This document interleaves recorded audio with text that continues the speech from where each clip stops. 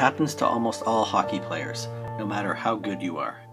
You finally made it to the next level, AAA, Major Junior A, even the National Hockey League. You've always been a star, the best in your team, maybe even in the league. But then you see one of the special ones. You see them play, what they do with the puck, how they move.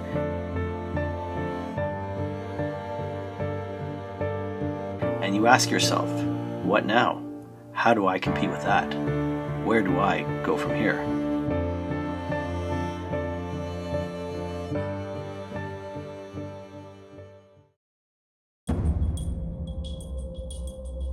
Connor McDavid, by all accounts, is the next one.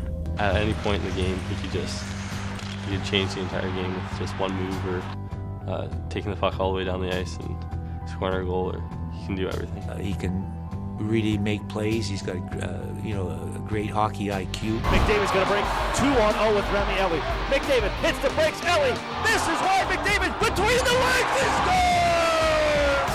Connor McDavid, are you kidding me? 5 goals. What did we just witness? Can I get a witness? Most hockey fans know he plays for the Erie Otters in the Ontario Hockey League, and was a big star in a team that recently won gold at the World Juniors. But where was he before that? How did he become the next one? How did he turn natural talent into something a little bit more? To answer those questions, you need to look here. This is the Peac School for Elite Athletes, home to over 80 of the world's best young hockey players. My name is Sal Riveros and I'm 14. I am Cameron Tate and I am 16 years old. I play for the Toronto Red Wings, minor midget AAA. I play for the Halton Hurricanes AAA.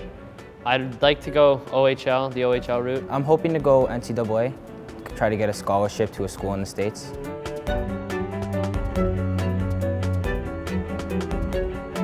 Peac's a school for elite athletes that is Ontario regulated, credited.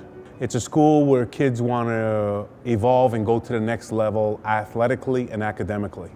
This is where Connor McDavid turned good into great, as did forward Josh Hosang, a first-round pick of the New York Islanders in 2014, and goalie Malcolm Subban, a Boston Bruins first-rounder in 2013. You can compare Peac to those American-style prep schools a lot of young, talented basketball players attend. We are predominantly hockey. They want to go to the OHL or to school and pursue their dreams, and we help them get there. Good. Skating coach Sonia Shuchek is a world-renowned power and figure skating coach. We're going to go forwards first and then backwards. For 3 decades, she has worked with players at every level right up to and including the NHL. The students are also taught by instructors specializing in things like paddling, shooting, and edge work. Well, I think the advantages of going here is because they're on the ice every day, they get that much extra time to develop. Goalie coach Kay Whitmore had an NHL career that spanned over 15 years. Okay, Carm, let's go. He and Dave Wall work with the goalies 5 days a week. And Tate Phillips is a stick handling and hand specialist. Quick, watch, get control. He tries to provide his students with the teaching they can't get on their double or AAA teams. So it's a different skill set you need to do my stuff. You have to have a good base to be trained by me. I do a lot of the professional players now at the NHL, OHL, NCAA level. Most of the kids who attend Peac also practice twice a week with their club team and play 2 to 3 games. It's a lot of ice time that Tate believes isn't being put to good use. We're overcoaching the game. It's so much systems. Kids at 8, 9 years old put into systems that, dump the puck in and play the trap. And the kids are 8. In the pressure-filled world of double and AAA hockey, there isn't time for players to work on individual skills. This is why coaching and ice time at Peac can be so valuable to budding superstars like a Connor McDavid. I think he got to work on his fundamentals and keep them to where they are, right, today. He's creative, so you'd give him a tool, he'd put it in the toolbox and keep it there, and then create something else out of the tool. So it gave him that opportunity to try the things. Along with the extra ice time, the Peak athletes benefit from a provincially certified curriculum that caters to overscheduled athletes.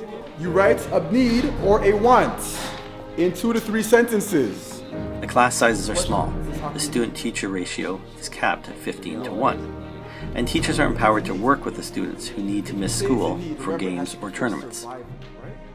We have an online academic system which both the parents, the students, as well as the teachers and administrators can view, and we use that medium to keep the students on track if they do have a strenuous schedule or if they are traveling. After school, Peak students are required to do mandatory training. This is done as much to teach the kids about fitness and nutrition as it is to improve their strength and conditioning.